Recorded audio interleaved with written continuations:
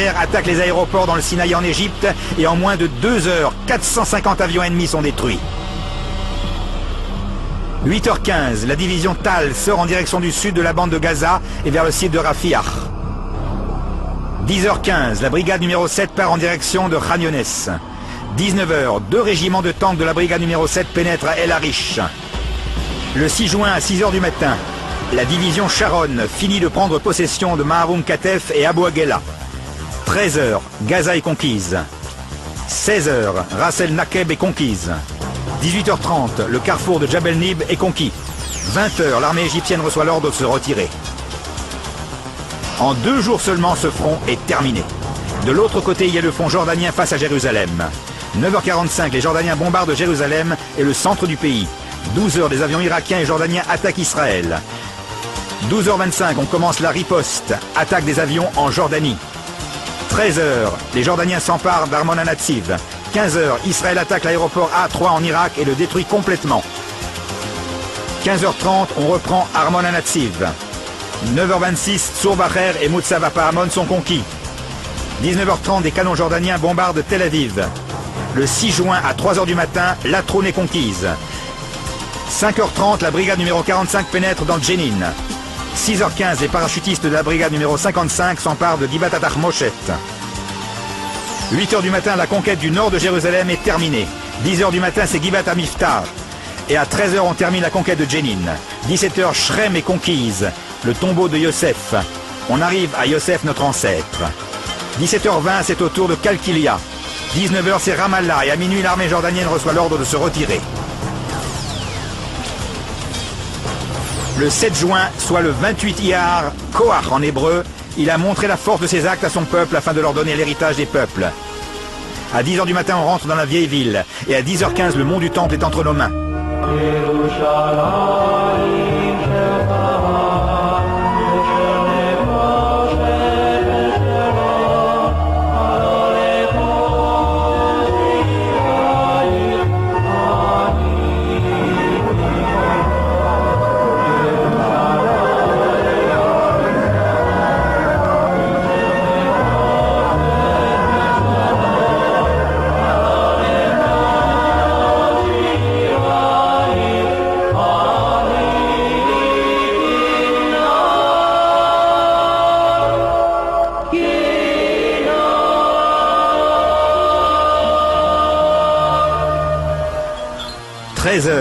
Tout le carême est conquise.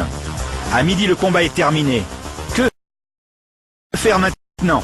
On reçoit l'ordre de se diriger vers le Gush Etzion et à 18h, Gush Etzion est conquise. À 19h30, Jéricho est conquise. Remarquez bien, à 9h45, le front jordanien a commencé et à 10h15, le mont du Temple est déjà entre nos mains. Après 24h30. Comment 1 peut-il poursuivre 1000 et 2 mettre en fuite 10 000? En 3 jours, la vieille ville, Tulkarem et Shrem sont entre nos mains. On commence la semaine avec une guerre et mercredi, presque tout est entre nos mains. On reçoit l'ordre de conquérir Hebron à 6h du matin et à 6h30, Hebron est conquise. Le 8 juin à 13h, la guerre est terminée.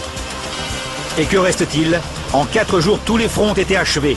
Il ne reste plus qu'un front, le front syrien. Le front syrien était complètement abandonné. Les avions syriens ont attaqué Haïfa et Rosh Pina, mais nous n'avions pas assez d'armées pour riposter.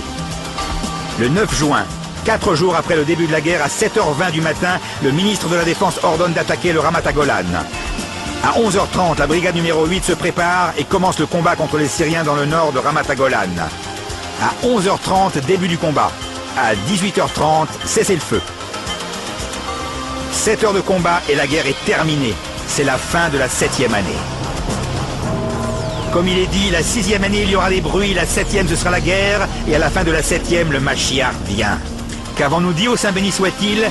Avons-nous dit au Saint béni soit-il, merci beaucoup pour tout ce que tu as fait? Avons-nous dit, ce jour, Dieu nous l'a fait, allons nous réjouir? Les Arabes se sont enfuis en laissant leurs chaussures. Le Waqf ne s'attendait pas à ce que Moshe Dayan le recherche, et lui a donné les clés du mont du Temple, il ne s'attendait vraiment pas. Et seulement 7 heures en finir avec le front syrien, 24h30 avec le front jordanien, Shrem en 2 heures, Jenin en 1 heure. Pour sortir Matet Yosef du tombeau de Yosef, ça a été un combat de 13 heures qui a échoué. Et là, nous ne remercions pas le Saint béni soit-il. Mais nous avons dit, ce sont nos bombardiers, ni plus ni moins, c'est tout. Mais remercier le Saint béni soit-il, non, c'est trop demandé. Et juste après la guerre, on gonfle le thorax, toute la terre est entre nos mains. Gaza, Jéricho, Shrem, Sanour, le tombeau de Joseph, le Sinaï, le tombeau de Rachel, le mont du Temple, rien ne manque. Dire merci au Créateur du monde, non, c'est difficile. Par contre, on remercie Tsahal. Les drapeaux de la victoire flottent dans tout le pays avec les généraux de Tsahal qui défilent et Israël croit en Tsahal. Et qu'en est-il des remerciements au Saint béni soit-il? Le seul remerciement qu'il ait reçu est qu'on ait décidé après la guerre de commencer à faire marcher la télévision le Shabbat. Avant la guerre, même à un juif loin de la Torah et des mitzvot, il semblait évident qu'une télévision israélienne ne soit pas allumée le Shabbat. À la fin de la guerre, après tous les combats, le Saint béni soit-il regarde ce peuple qui est têtu et là, il recommence. 4 ans plus tard, Arafat devient le président de l'OLP et dit explicitement « Je vais conquérir la Sainte Palestine et je vais égorger tous les Juifs jusqu'à ce que leur sang abreuve la Sainte Palestine. »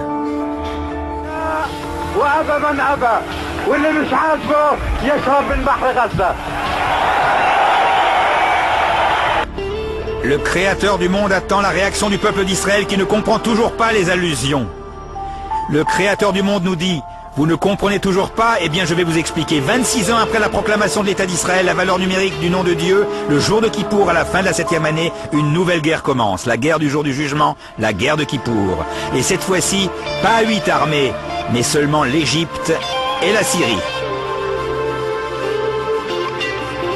À un tel point que Golda Meir a longtemps hésité avant de l'annoncer. Nos pertes sont énormes, un grand coup. Et grâce à Dieu, malgré tout, il y a eu un miracle. Le front syrien était sur le point de nous écraser. Emek Abacha, Avigdor Kahalani, la troupe Tzvika. Les Syriens se sont avancés jusqu'à la rangée de collines du Ramat HaGolan à Gesher Bnot Yaakov. Et là, ils se sont arrêtés. Pourquoi se sont-ils arrêtés? Pourquoi n'ont-ils pas avancé plus que ça? Dans le butin syrien, on a retrouvé des habits civils. Les Syriens ont promis qu'ils entreraient à Dieu ne plaise et qu'ils prendraient nos filles. Les commandants syriens leur ont dit « Prenez avec vous des habits civils et allez à Yafo, à Tel Aviv, à Haïfa et Tibériade. » Mais il y a eu un miracle. Ils se sont arrêtés sur la rangée de collines de Ramat HaGolan. Et Avigdor Kahalani raconte, je suis tout seul avec 3 tanks. J'ai arrêté 150 tanks syriens. La guerre du jour du jugement, au moment où l'homme s'isole avec son Créateur. Au moment où le Saint béni soit-il a dit à ses enfants, mes chers enfants, je veux vous délivrer. Au moment où tout le monde était dans les synagogues et maisons d'études, au moment de la prière de Neila, au moment du service des Kohanim. Car vos pensées ne sont pas comme les miennes. Les Égyptiens ont pensé attaquer Israël le jour de Kippour et ainsi remporter la guerre. Mais c'est juste l'inverse qui s'est produit. C'est précisément le jour de Kippour où nous étions les plus vigilants. Tout le monde était dans les synagogues et criait « C'est la guerre, c'est la guerre !» Avons-nous remercié le Créateur du monde? On a commencé à le remercier. Le peuple d'Israël a commencé à comprendre l'avertissement et les mouvements de repentir ont fait leur apparition. La yeshiva d'Or HaChaim, d'Or Sameach, Machon Meir et bien d'autres, les gens commençaient à réfléchir. Et ils voyaient le nom de Dieu dans la guerre du jour du jugement.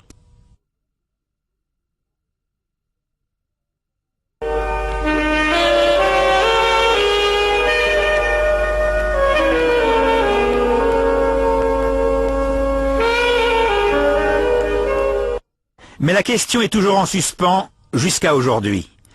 Comment se fait-il que les Syriens se soient arrêtés sur la rangée de collines de Ramat HaGolan? La réponse est écrite par un combattant du Mossad qui a questionné le commandant de la 9e division syrienne dans le Ramat HaGolan. Ils ont demandé au commandant de la division « Pour quelle raison vous êtes-vous arrêté dans la rangée de collines de Ramat HaGolan ?»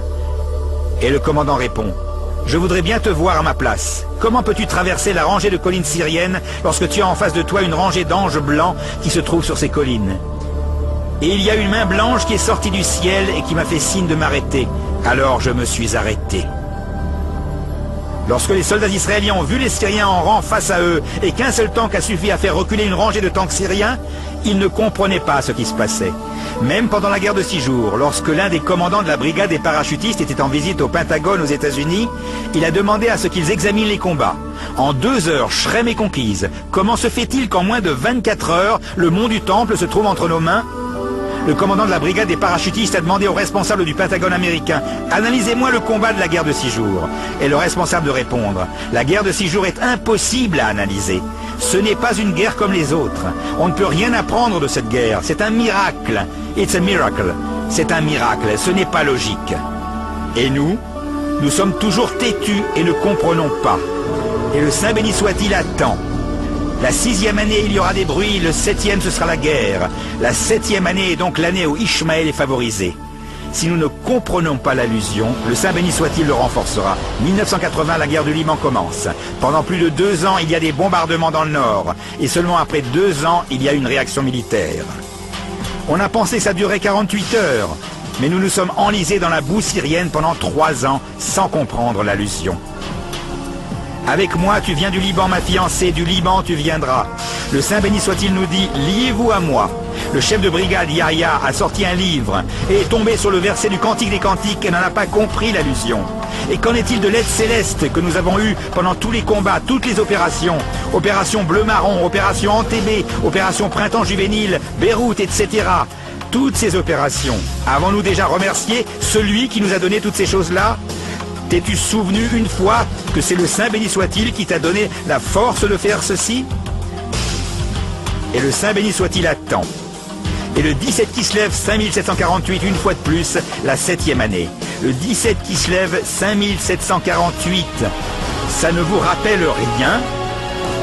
Oui, le 17 Kislev 5708, soit le 30 novembre 1947, nous avons reçu l'État.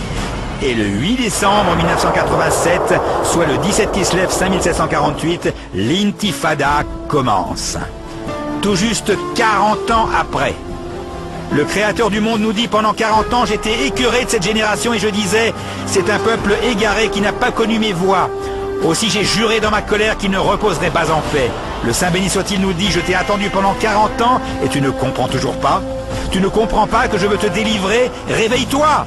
Que signifie intifada en hébreu? Il y a 3 explications. La première est réveiller, la seconde est secouer, et la 3e est soulèvement. Lève-toi et secoue-toi, nous dit le prophète Isaïe. Vêt tes habits de gloire, mon peuple. Vous ne comprenez pas avec la douceur?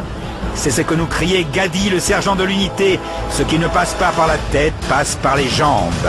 Et soudain tu te trouves dans un combat que tu ne sais pas comment il va se terminer. Comme dit le verset, et l'étranger qui se trouve parmi toi te surpassera de très haut. Et toi tu descendras bien bas. Il sera à la tête et toi tu seras à la queue. Il sera à la tête en tant que chef d'État et sera prix Nobel de la paix. Et toi tu seras à la queue. Le 18 août 1988, au mois d'Av 5748, Ahmed Ishmael Yassine publie la charte palestinienne et ainsi il est écrit. Au nom du Dieu miséricordieux et bienfaisant, vous les Juifs, vous étiez la meilleure de toutes les nations. Vous ordonniez le bien et reniez le mal, tout en croyant en Dieu. Si les Juifs possesseurs du rouleau de Torah avaient été croyants, tout aurait été parfait. Il y a certains qui croient en Dieu, mais la majorité est corrompue. Les Juifs ne vous feront que très peu de mal, et s'ils vous combattent, ils reculeront devant vous et ne vous gagneront pas, car ils sont destinés à être abaissés où qu'ils soient, sauf s'ils s'accrochent au règne de Dieu. Et ceux qui ont osé mettre Dieu en colère auront la vie dure, parce qu'ils auront renié les versets de Dieu. Leur sentence est telle parce qu'ils se sont rebellés et ont transgressé sa loi. Voilà ce que dit Yassine, et nous ne le comprenons toujours pas.